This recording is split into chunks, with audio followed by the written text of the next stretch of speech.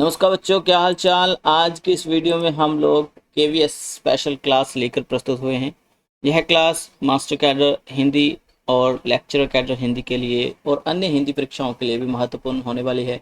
तो चलिए हम एनसीईआरटी स्पेशल की क्लास आज आपके सामने प्रस्तुत करने जा रहे हैं और ये हर एक परीक्षा से संबंधित इम्पोर्टेंट क्लास है। तो चलिए, हमारे पास है सबसे पहले आपके लिए नमस्कार, केवीएस स्पेशल क्लास में आपका स्वागत। सबसे पहला प्रश्न है कि दो बैलों की कथा, यह है कहानी किसकी है, कौन है इसके लेखक।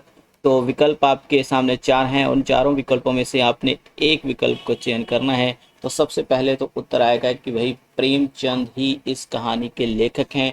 यह कहानी 1931 ईस्वी में, याद रखिए 1931 ईस्वी में प्रकाशित हुई थी। और एक पत्रिका है साहिल नाम से, साहिल नाम की एक पत्रिका, उसमें यह प्रकाशित हुई थी, यह भी ध्यान में रखिएगा। इसमें हीरा और मोती नामक दो बैल हैं और दोनों बैल झूरी झूरी काछी नामक एक किसान के बैल हैं जो बहुत प्यार करते हैं अपने मालिक से और मालिक भी काफ़ी प्यार करता है। लेकिन एक बार झूरी काशी के घर उसका साला, यानी रिश्ते में लगने वाला, अपने पत्नी का भाई जिसको गया कहा गया है, और गया ले जाता है इन दोनों बैलों को अपने घर। और उसके बाद दोनों बैल किस तरह से प्रताड़ित किए जाते हैं गया के द्वारा, गया के परिवार के द्वारा, उसकी की कहानी है। और किस तरह से फिर हीरा और मोती वहाँ से भटक जाते हैं, भाग जाते हैं, फिर किसी खेत में पहुंच जाते हैं। वो खेत मालिक उनको बंदी बना लेता है, उनकी बोली लगा देता है, और कहाँ फिर वो छूटते हैं, कैसे छूटते हैं और कैसे वापस इनका मिलाप होता है अपने मालिक झूरी काशी से। ये इसकी कथा है और बहुत ही शानदार कहानी, स्वतंत्रता को ध्यान में रखकर लिखी गई कहानी है और स्वतंत्रता को प्रतीक मानकर चलती ये कहानी, बहुत शानदार कहानी है। चलिए आगे चलते हैं। कैदी और कोकिला, क्या है प्रश्न हमारे पास, कैदी और कोकिला कविता के लेखक कौन है। यहाँ पर आपके सामने चार विकल्प, एक विकल्प आपने चयन करना है, माखनलाल, रामधारी, रेणु या हरिवंश राय। देखिए रेणु जी तो कविता लेखन नहीं करते हैं, लेकिन हाँ बाकी तीन कवि तो करते हैं। लेकिन उत्तर ए आप लोग दे रहे हैं। जे सीबीएसई यानी एनसीईआरटी की 9वीं कक्षा में लगी क्षितिज पुस्तक कोर्स ए में ये एक कविता है, ठीक है। और ये कविता बहुत शानदार कविता है। कैदी और कोकिला, आप याद रखिएगा, कैदी खुद माखनलाल चतुर्वेदी और कोकिला, कोकिला यानी कोयल, और कोयल जो है यहाँ पर स्वतंत्रता का प्रतीक है, ठीक है।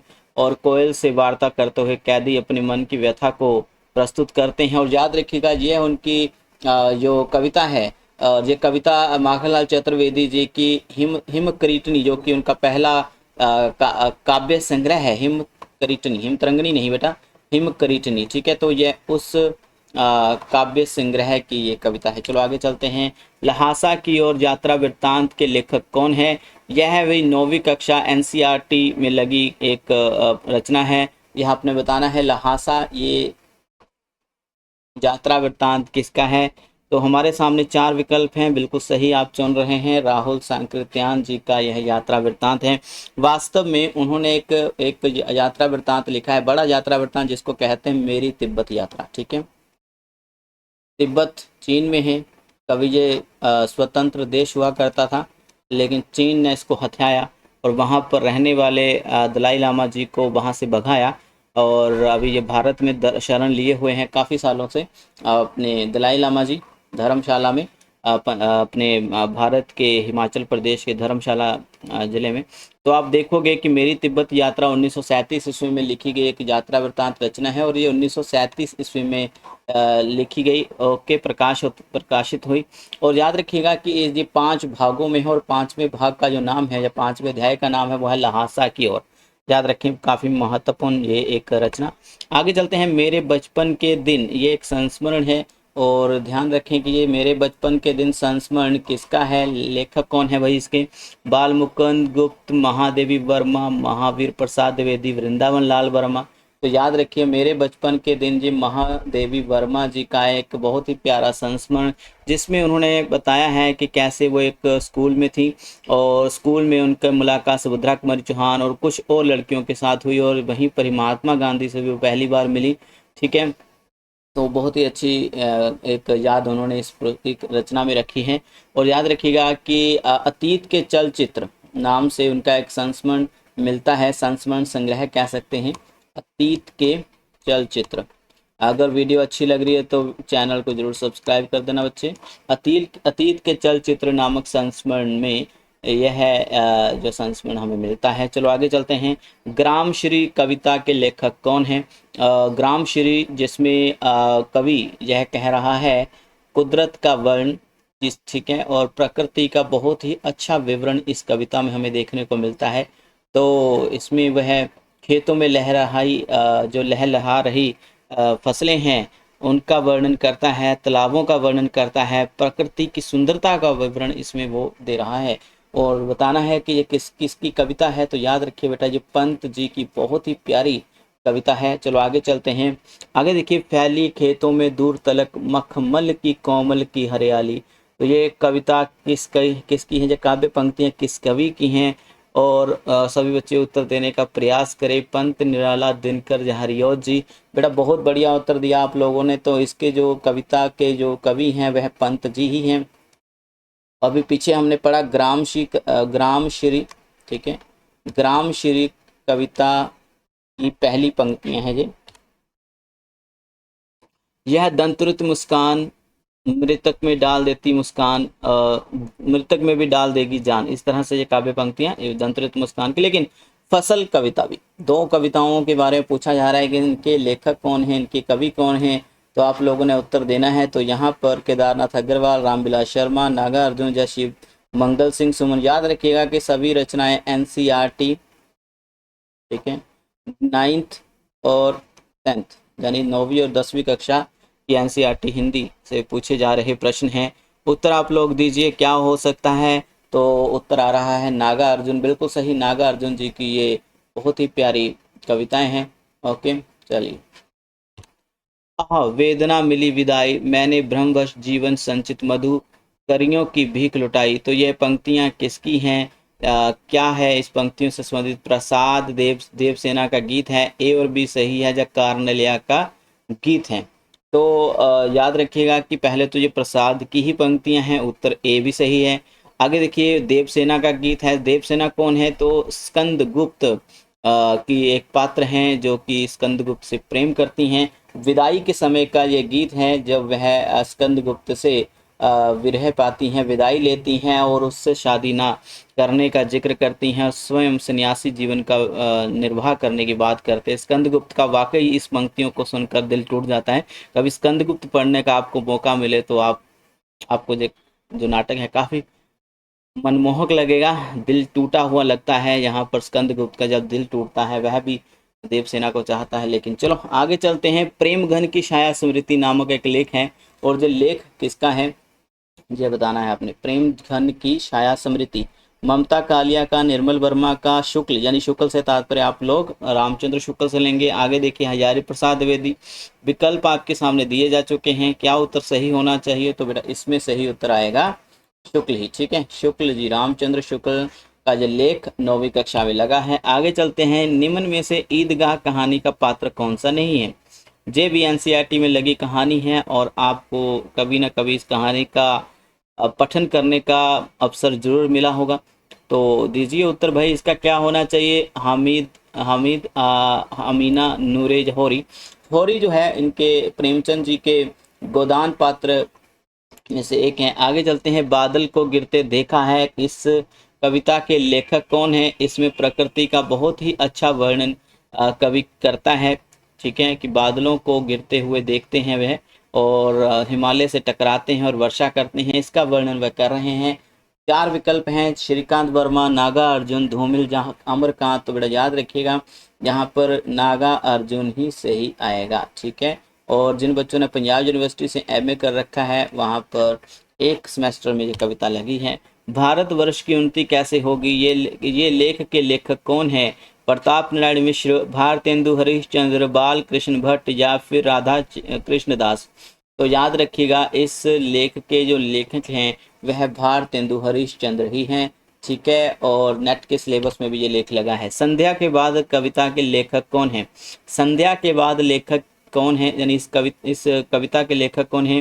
पंत निराला, महादेव वर्मा, या प्रसाद जी। उत्तर दीजिए। और अभी तक चैनल को सब्सक्राइब नहीं किया है तो अवश्य आप सब्सक्राइब कर सकते हैं। और याद रखिए कि जिन भी बच्चों ने हमारा टेलीग्राम चैनल नहीं ज्वाइन किया हुआ है, ठीक है, वो भी ज्वाइन कर लें। और जिन बच्चों ने व्हाट्सएप ग्रुप नहीं ज्वाइन किया है, ठीक है, व्हाट्सएप ग्रुप वो भी ज्वाइन कर लीजिए, ठीक है। उसके लिंक जो है इसी वीडियो के डिस्क्रिप्शन में दिए जा चुके हैं, तो आप उसके विवरण में जाकर, ठीक है, कर लीजिए। डिस्क्रिप्शन हो सकता है स्पेलिंग थोड़े से डिस्क्रिप्शन यही होता है क्या? चलो, बाकी स्पेलिंग, हम कौन सा इंग्लिश के अध्यापक हैं। संध्या के बाद लेखक, ये देखिए इसके जो कवि हैं यह बता देते हैं, पंत जी हैं। और यह कविता प्रकृति का ही वर्णन करती है। और याद रखिए उनका एक काव्य संग्रह मिलता है ग्राम्या नाम से, उस कविता संग्रह से ये कविता। उसकी माँ एक कहानी है, ठीक है, उसकी माँ नाम की एक कहानी है बेटा, याद रखिए। और ये किसकी कहानी है, इसके लेखक बताएंगे प्रेमचंद, रघुवीर सहाय, उग्र जी या फिर अमरकांत। ये भी एनसीईआरटी, सब के सब प्रश्न एनसीईआरटी से आ रहे हैं। जो भी बच्चा केवीएस की तैयारी में लगा है, चाहे वो अपना मास्टर कैडर, लेक्चरर कैडर, क्योंकि जिसने एनसीईआरटी पढ़ ली वह तो यूपीएससी लेवल, पीसीएस लेवल की तैयारी भी कर सकता है। तो उत्तर क्या आना चाहिए? जी हाँ, उग्र जी के बारे में उत्तर दे रहे हैं आप लोग। पांडे बेचन शर्मा उग्र जी की ये कहानी, जिसमें एक माँ अपने बेटे का बलिदान देती है, यानी कि अपने बेटे को देश के लिए निछावर करती है। हंसते हंसते आगे चलते हैं। अरे इन दोहुन रह न पाई, बालम आवो हमारे गहरे। गह क्या होता है? घर। हालांकि ये पंक्तियां अलग अलग हैं, यानी ये किसी अलग पहरे की पंक्ति है, ये किसी अलग पहरे की पहली पंक्ति, ये ऊपर वाली किसी अलग पहरे की पहली पंक्ति। लेकिन ये बताना है कि ये पंक्तियां किसकी हो सकती हैं। अभी रहीम, कबीर, दादू और मलूक जी ऑप्शन में हैं, लेकिन आप लोग जो हैं इमेजिन कर सकते हैं, आप कल्पना करें क्या उत्तर हो सकता है। अरे इन दोहन राह न पाई, तो यहाँ पर दोह राह पर ना चलने की बात कौन कहता है? कबीर जी ही कह सकते हैं। क्यों कह सकते हैं? देखिए एक बहुत ही खूबसूरत वाक्य, वो ना तो हिंदुओं को छोड़ते हैं पाखंडों से जो ओतप्रोत हैं, और मुसलमानों की क्लास भी वो बहुत धड़ल्ले से लगाते हैं, ठीक है। हिंदुओं में फैले पाखंड और मुसलमानों की कुरीतियां, इन दोनों को फटकार लगाते, कहते ना तो मैं हिंदुओं की राह पर चलूंगा, ठीक है, और ना ही मैं चलूंगा मुसलमानों के राह पर। जो चल रहा है, धर्म कोई बुरा नहीं कहा, धर्म किसी धर्म को बुरा नहीं कहा, बस इनके पाखंड, इन धर्म के धार्मिक लोगों के पाखंडों को उन्होंने बहुत क्लास लगाई है। और अगली पंक्ति में बालम आवो हमारे गहरे, तो अगली पंक्तियों में ईश्वर, जो कि बालम कहा ईश्वर को, उन्होंने कहा कि हमारे घर भी आइए। तो ये कबीर दास जी की पंक्तियां हैं दोनों ही। आगे चलते हैं ओके साथियों, तो अगले प्रश्न पर हम लोग चलते हैं। तो हमारे पास यह प्रश्न है कि खेलन को में काको गुसया, मुरली तऊ गोपाल ही भावत। ये अलग अलग पहरे की पंक्तियां हैं, और ये पंक्तियां बतानी है कि किसकी हो सकती हैं। तो क्या उत्तर रह सकता है? बिल्कुल सूरदास जी ही सही उत्तर रहेगा। पहली पंक्ति में ये कहा जा रहा है कि जो खेलने में कान्हा गुस्सा क्यों करते हो, क्योंकि अपने साथियों के साथ खेलते हुए कान्हा हार जाते हैं, और उसी वक्त फिर उसके साथी सुदामा वगैरह वो सभी इनको कहते हैं कि आप गुस्सा क्यों कर रहे हैं, यदि हार गए हैं तो अपनी हार को स्वीकार करें। अगली पंक्ति जो है मुरली तौ गोपाल ही भावती, इसमें अलग बात कही गई है कि जो मुरली है या बांसुरी है वह तो सिर्फ और सिर्फ गोपाल पर ही शोभा देती है। आगे देखिए, दुख ही जीवन की कथा रही, क्या कहूँ आज जो नहीं कही। तो यह पंक्तियां किस कविता से हैं? यह दीप अकेला, सरोज स्मृति, मैंने देखा एक बूंद या बसंत आया। बहुत शानदार पंक्ति है, ये सरोज स्मृति की पंक्ति है निराला जी की। किस कहानी में पशुओं और मनुष्यों के बीच भावात्मक संबंधों के बारे में बात की गई है? बूढ़ी का की सोत, दो बैलों की कथा या कफन। बहुत शानदार ये कहानी है, और ये दो बैलों की कथा के बारे में बात हो रही है। निम्न में से दो बैलों की कथा कहानी के पात्र कौन हो सकते हैं? हीरा, मोती, झूरी या फिर उपरोक्त सभी। तो याद रखिएगा कि दो बैलों की कथा कहानी के जो पात्र हो सकते हैं ये सभी के सभी ही हैं, जो पीछे मैंने बताया भी था आप लोगों को। आगे चलते हैं। टॉर्च बेचने वाले नामक व्यंग्य के लेखक कौन है? टॉर्च बेचने वाले नामक व्यंग्य के लेखक कौन है? ये बहुत ही खास, ये एक तरह से बोलूं कि व्यंग्य लेख हैं।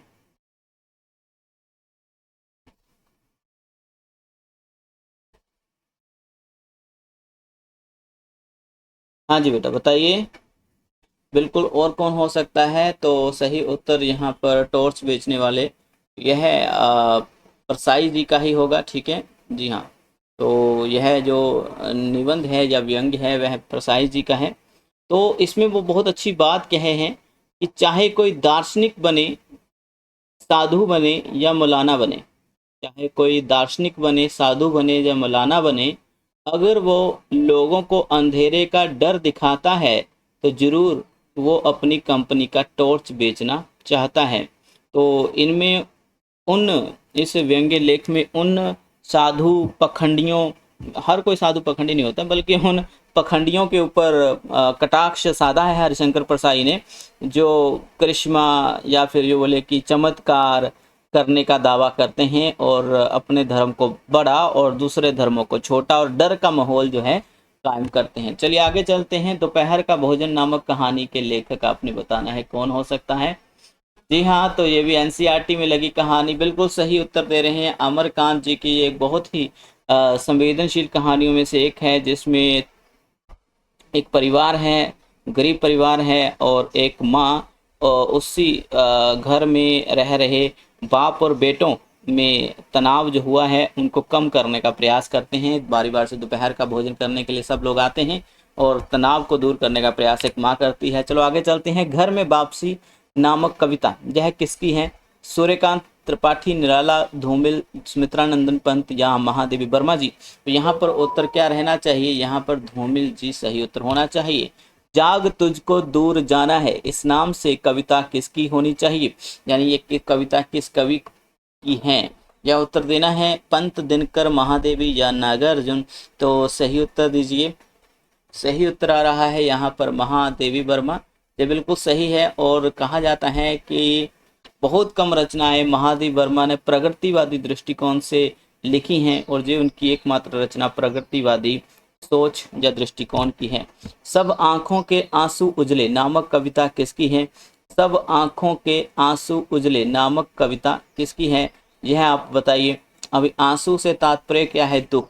दुख में ही निकलते हैं, कभी खुशी से भी निकल जाते हैं वो, लेकिन हाँ दुखवाद की जो प्रवर्तक मानी जाती है हिंदी साहित्य में, तो वो है बेटा हमारे पास महादेवी वर्मा जी की ये कविता है। आगे चलते हैं। गुंगे नामक कहानी किसकी है? रांगे राघव, अमरकांत, सुदर्शन या फिर प्रेमचंद? तो याद रखिएगा, गुंगे नामक एक किशोर अवस्था में एक लड़के की कहानी है। ये रंगे राघव की कहानी है।